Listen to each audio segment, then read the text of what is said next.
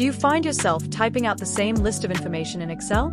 Or maybe you have a place you go to copy and paste the information in the new sheet you are working on. Stop doing that. Here's what you will like to do. Type out a name that's a part of your list and then drag it up or drag it down. To see everything magically appears, even if you are on a new sheet.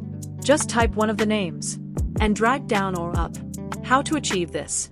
Just go and click File, click Options, click Advanced, scroll down until you find Edit Custom Lists. Click on it. Here you can manually add the names that you want. You just do it once, or if you already have it in Excel sheet, just select it by highlighting all the data you need. Press Enter and click on Import. You're going to see the custom information added into the list. Then click OK and OK. You now have your custom list available every time you need it. Just start off with one of the names that's a part of your list. Then just drag it down or up, and you don't have to worry about typing the information manually or copying and pasting from another file. That's it.